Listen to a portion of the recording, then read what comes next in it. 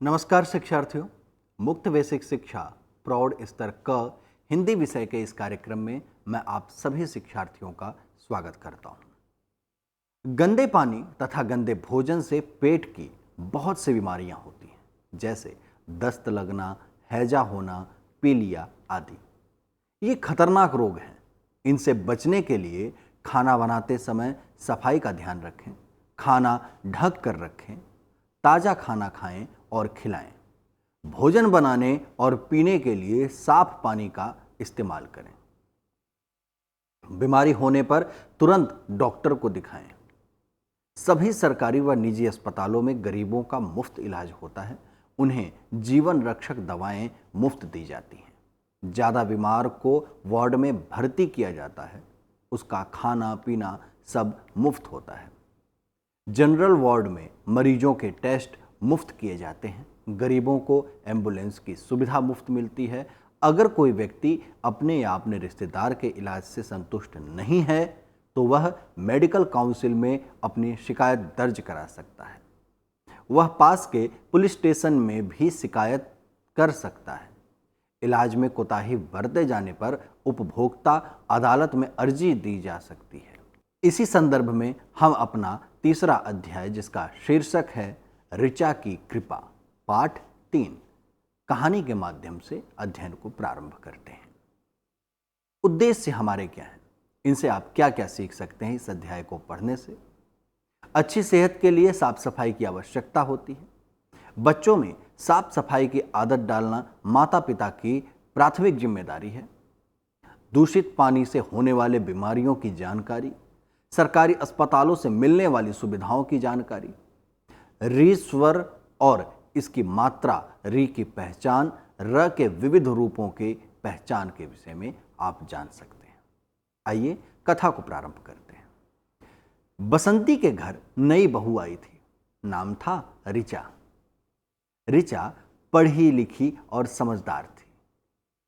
बसंती की बड़ी बहू चंद्रकला के 2 बच्चे थे, पुत्र हर्ष और पुत्री मृदुला। दोनों इन दिनों बीमार थे। मृदुला को दस्त लगे थे, हर्ष भी बहुत कमजोर था। ऋचा ने देखा उसकी जेठानी साफ सफाई का कोई ध्यान नहीं रखती थी। बिना हाथ धोए ही बच्चों को खाना खिला देती थी। रसोई में खाना ढककर नहीं रखती थी। बच्चे नंगे पैर घूमते रहते थे। ऋचा समझ गई कि बच्चों की बीमारी का कारण यही है। मौका पाकर ऋचा ने माताजी से कहा, माताजी, मृदुला को दस्त लगे हैं, इसको डॉक्टर को दिखा दिया जाए। बसंती, नहीं बहू, इसके दांत निकल रहे हैं, इसकी वजह से ऐसा हो रहा है। ऋचा, माताजी, दस्त होने का कारण सिर्फ दांत निकलना ही नहीं होता।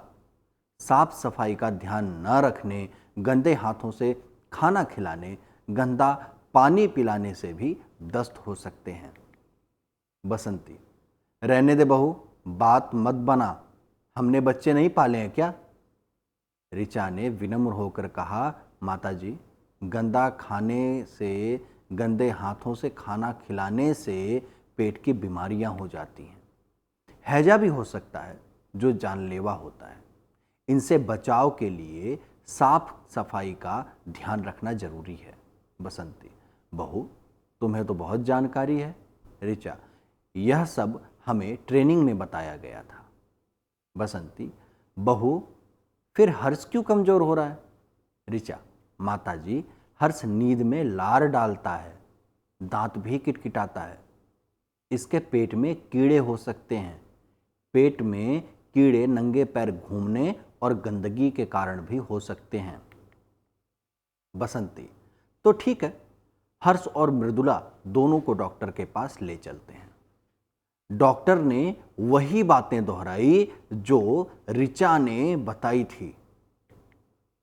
डॉक्टर ने मल की जांच कराई, पेट में कीड़े पाए गए। दोनों का इलाज हुआ, दोनों ठीक हो गए। अब ऋचा खुद दोनों बच्चों का ध्यान रखने लगी।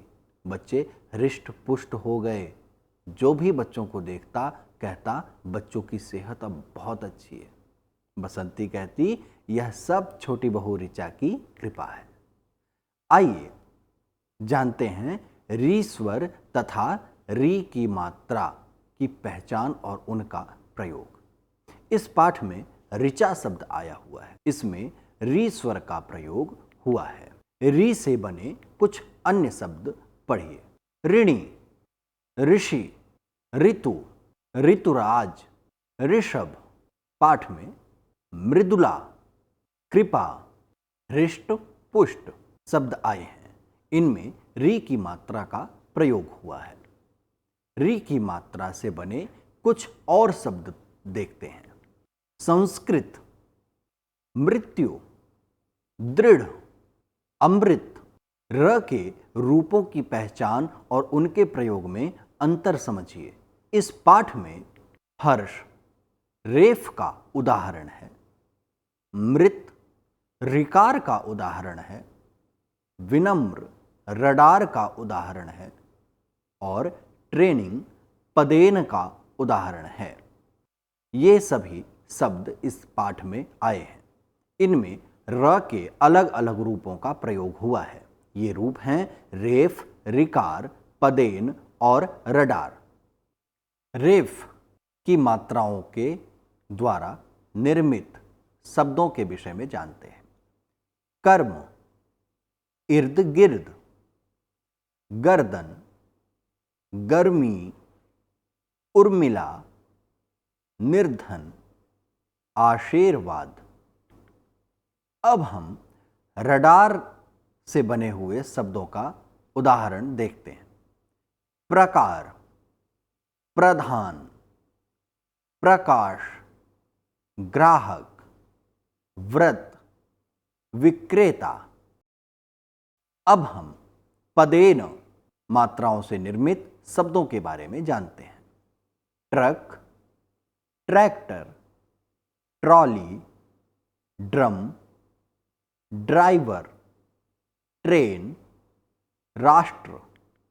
प्रिय शिक्षार्थियों, पदेन का प्रयोग केवल ट ड के साथ ही किया जाता है, जैसे राष्ट्र, ट्रक, ड्रम, ड्राइवर आदि। प्रिय शिक्षार्थियों, आज आपने पढ़ा ऋचा की कृपा नामक कहानी और उसमें वर्णित भावों को, और साथ ही साथ रेफ, रिकार, पदेन और रडार मात्राओं में अंतर को समझा। आइए कार्यक्रम को समाप्त करते हैं इसी आशा के साथ कि आपने इस अध्याय को सरलता और सुगमतापूर्वक समझा होगा। धन्यवाद।